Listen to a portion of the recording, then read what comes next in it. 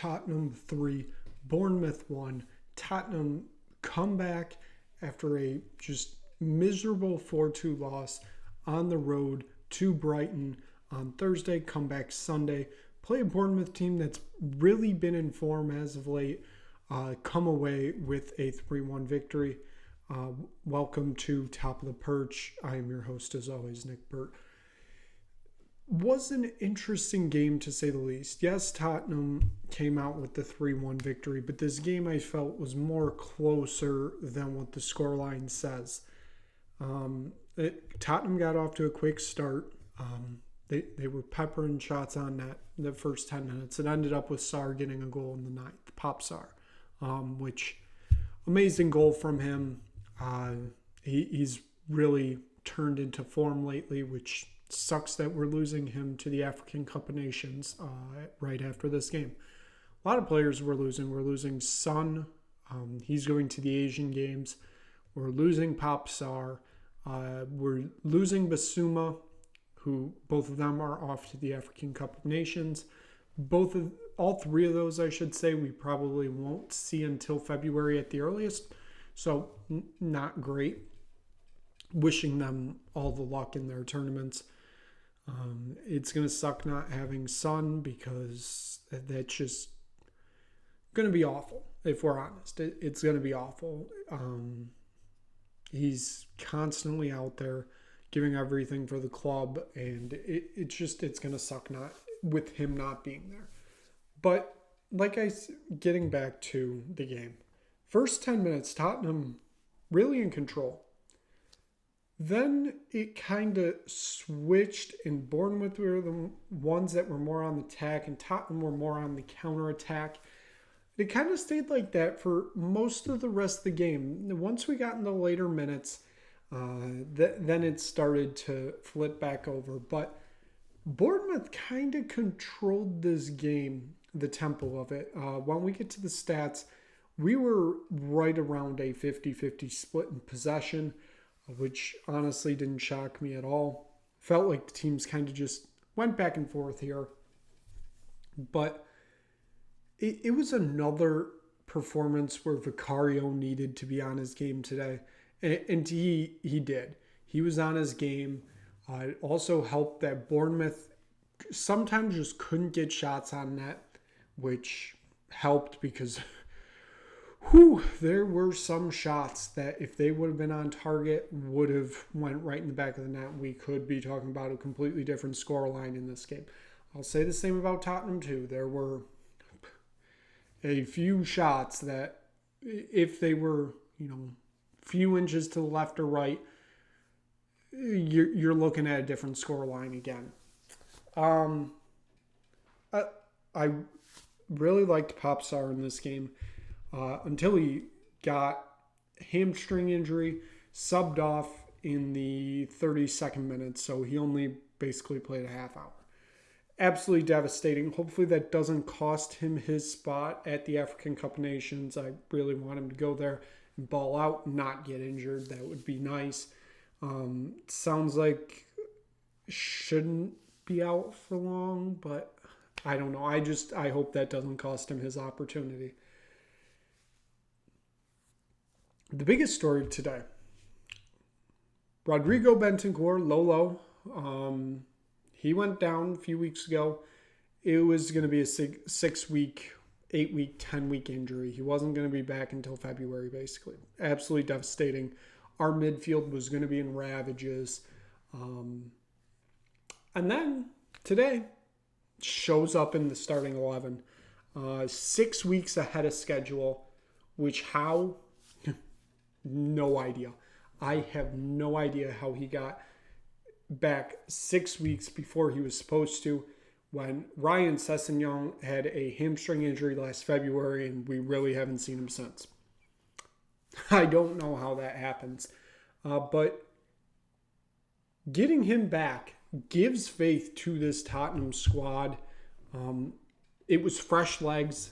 We're obviously at the end of the festive period. We've had a lot of games in quick succession, and you could tell that tired legs were a big problem in that Brighton game on Thursday. Today, throwing Lolo into the starting 11, bring some more of those fresh legs, fresh energy. And he really is a game changer out there. We're going to end up this month of January having to most likely play midfield of Bentancur, Lo Celso, and Kulusevski. Because I don't think Madison's going to be back at any point in this month, which, again, who knows. That midfield has opportunities to do something special. They really do. We saw Lo Celso today. What a performance. 2 assists. Just absolutely dominating that midfield. I haven't seen a performance like that from him, I don't think, ever in a Tottenham shirt. What a performance. That was just like absolutely outstanding. It's hard to put into words, that kind of performance. And we want to talk about another performance outstanding today. Destiny Udogie. What a phenomenal performance from this kid. Absolutely outstanding performance from him today. He's taken that left back role. He's adapted to Postecoglou's style of football, being kind of an inverted wing back. My gosh. What a player. Very, very bright future for him. Hopefully he stays healthy. But man, another one, the guy on the right side, Pedro Porro, we talk about him almost every week. I am becoming such a big believer in him. He has turned into such a phenomenal player under Ange Postecoglou. It's truly unbelievable what he has turned into. So we go into half 1-0. Come back out of half. It's kind of a little bit of the same in the first half. Still Bournemouth. They're kind of controlling the game, if we're honest.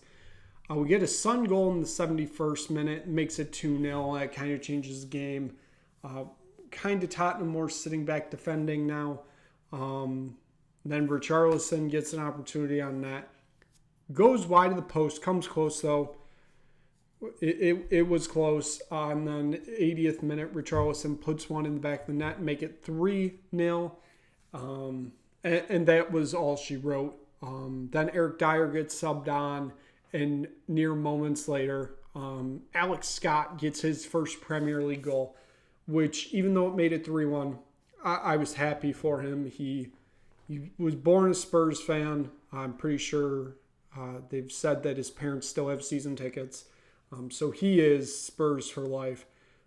So getting his first Premier League goal at the Hotspur Stadium just has to be a moment for him. I'm disappointed we didn't get him in the transfer window because I don't think he's going to come cheap anytime soon now. Maybe if it ends up a James Maddison situation, Bournemouth get relegated, which doesn't look like it's happening now, then there's that opportunity. But man, that kid is going to be special. I can tell you that for sure. Tottenham end up winning 3-1. So let's get into these stats. Like I said, it was nearly a 50-50 split in possession. Tottenham had that advantage at 51%. Shots were, Bournemouth had double of what Tottenham had. They had 24 compared to Tottenham's 12. Like I said, Bournemouth kind of controlled this game a little today, which awarded them more shots on net, which it is what it is. Tottenham still ended up with the more goals, and that's all that matters. Shots on target, Tottenham did have more of those. They had 6 compared to Bournemouth's 4. Shots in the box, Tottenham 10 compared to Bournemouth 16. So kind of shows that, with Tottenham, 10 of their 12 shots were in the box. So they were on the attack. They weren't taking weird outside shots for no reason at all, like they sometimes do. Bournemouth, kind of the same way, even though they had a lot more shots outside the box than Tottenham did. Expected goals, kind of expected here with these numbers. It was Tottenham at 2.32 compared to Bournemouth's 1.68. No true surprise there, especially with Tottenham getting 3 goals in this game and having probably a few opportunities to get it to 5 or 6. Passes, this makes sense since this was almost a 50-50 possession split. Tottenham barely has an advantage with 436 compared to Bournemouth's 407. 355 of those passes were accurate for Tottenham compared to 344 for Bournemouth. So Bournemouth technically has less passes but has the higher percentage of them completed. Fouls in this game, Bournemouth were going after them today. 18 compared to Tottenham's 9. Tottenham had 3 yellow cards, though, compared to Bournemouth's 2. Corners, Tottenham had 4 compared to the 13 from Bournemouth. That one goes to show.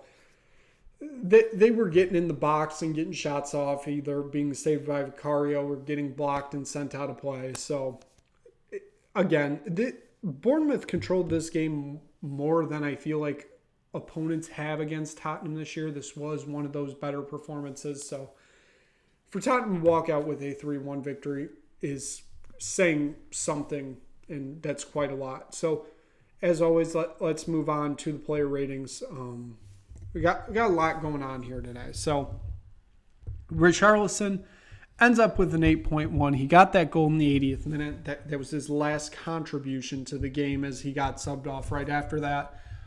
Like I said, he had an opportunity before that goal that went just wide the post, and he had basically a wide open net. So it's kind of disappointing there that he didn't get that goal, but he ends up with another one. I believe that they said it's like 5 goals in his last 6 games at the Hotspur Stadium, which goes to show how in form he's getting, which is very good.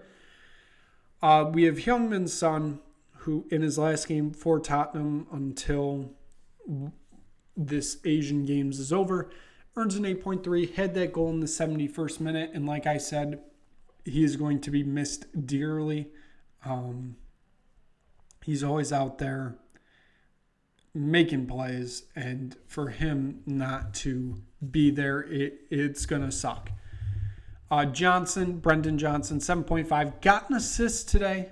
Still hasn't found that goal yet at home. He's found the goals on the road, but it just a good performance from him today earns him a 7.5. Giovanni Lo Celso, like I said, maybe the best performance I've seen from him in a Tottenham shirt ever. 2 assists, constantly making plays in the midfield, earns him a 9.2 in the man of the match award from me, of course. I did get a yellow card, though, which, not great. But, hey, still, 2 assists, dominating the midfield, get you that award.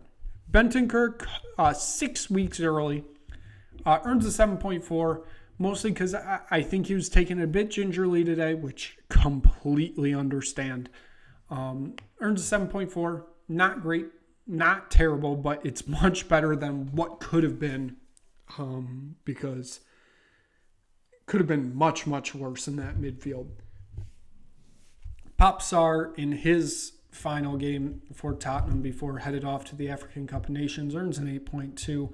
Had that early goal in the 9th minute, but ended up getting subbed off in the 32nd due to a hamstring injury. And like I said, hopefully everything works out with that, because it would be quite disappointing if he is injured and misses out on the African Cup of Nations. Destiny Udogie, I already talked about him. What a performance today, earns an 8.2. This midfield, they're doing what they need to do. Ben Davies, I think he does get a lot of hate when he has stepped into this role. When Mickey Van de Ven went down, he stepped into this role and has found a way to make it work. Has he been like a world-class center back? No, of course not. But he's been good enough to get the job done. And I think that's what Postecoglou was looking for here. Manage it, get us to January, get somebody quick in the transfer window, and let's keep going here. And that seems to be what we're doing right now. Emerson Royale, kind of the same situation as Ben Davies, not his position. He's stepped up in these moments.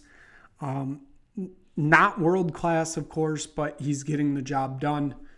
Pedro Porro talked about him. I feel like we talk about him every week, about how he has adapted so much in this Postecoglou system and how good of a inverted fullback he is. And Vicario, major saves today, earns him a 8.1. Looking at our substitutions, Skip got subbed on for Sarr. Very much worried me that he would be playing 60 minutes of football. Earns a 6.2. Didn't really do great, but whatever. Højbjerg, he got subbed on, I believe, the 68th or 58th minute, somewhere around there. But it was a decent performance from him today. There was a funny Højbjerg moment in stoppage time when I have no idea what he was thinking. But, I mean, Tottenham had a counter-attacking opportunity. It was him, Son, and Velez in front of him, and there was maybe one Bournemouth defender, maybe two. Son was wide open. Velez was screaming in pain. He got injured like right at the beginning of stoppage time. Kind of kept out there. Kept trying to go. He ended up going off in like the 96th minute. Thankfully, it didn't cost us being down to 10 men. But he's screaming in pain out there. He's still running, though. I got to give him credit for that. And what does Højbjerg do? He throws a long ball to Velez, who we know can't run, when Son had a wide open run and probably could have made it 4. It was just a silly Højbjerg moment because that's what he does, and it's something. Yeah, Velez, kind of just talked about him. Velez, Heel, and Dyer all got subbed on the 82nd minute. So no real score for them.